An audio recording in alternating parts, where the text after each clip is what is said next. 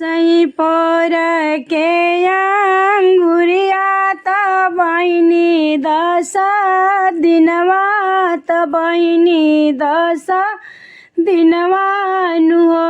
दसैँ पर के अंगुरिया त बहिनी 10 दिनवा त बहिनी 10 दिनवा नु हो। हे भैया जाई बैसा तुहाँ विदेशवा के हो रखिया बानब जो हेला मोरे अखिया न हो। हे भैया जाई तू बैठ विदेशवा के हो रखिया बानब जो हेला मोरे अखिया जो हेला हमरे अखिया न हो। हे बहिनी भेजी दाना कोरियर रखिया अपने बानी लेबो अपने बानी लेबो न हो। हे बहिनी पेटावा जे हउए बड़े पापी भेजेला देश भी देशवा भेजेला देश विदेशवा नु हो। हे बहिनी भेजी दाना कोरियर रखिया रखिया हम बान लेब रखिया हम बान लेब। ओई जैसे चलेली बहिनिया सोनारा के कनिया दुकाने खड़ा भइले दुकाने खड़ा भइले न हो।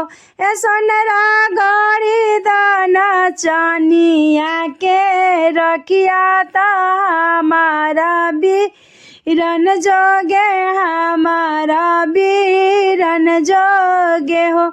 ए सोनरा गड़ी दाना चानिया के रखिया त हमारा बीरन जोगे हमारा बीरन जोगे हो।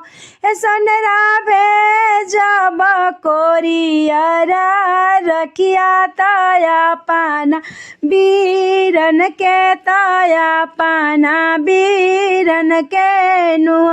सोनरा जे गढ़ी देला रखिया त बहुते सुंदर लागे बहुते पसंद आवे भेजबो बीरन लागी भेजबो बीरन लागी हो। हाथवा में लेली रोरी चंदन रेशम सूतरिया त चांदिया के रखिया त चांदिए के रखिया नु हो।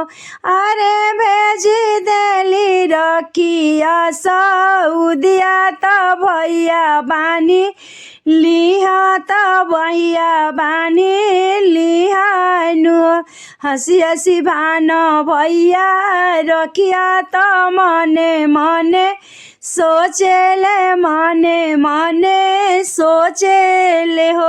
अरे भेजले बाड़ी बहिनी प्यारी रखिया सगुनवा काई भेजब सगुनवा काई भेजबी हो। भैया चली देले सऊदी बाजरिया त बहिनी के नेग किने बहिनी के नेग किने हो।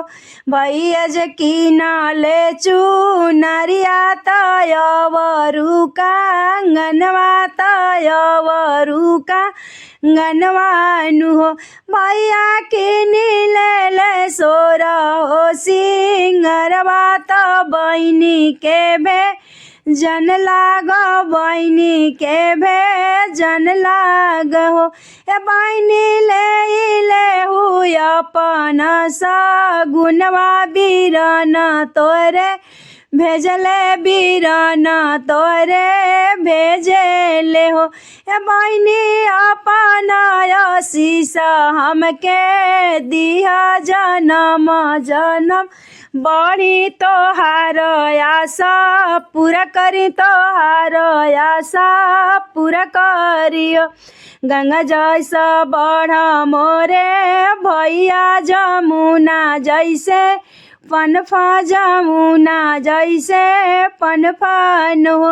ए भैया जनम जनम बड़ो जिंदगनिया त भौजी के सो हाग बड़ो हमरो जे आस बड़ो हमरो जे आस बड़ो।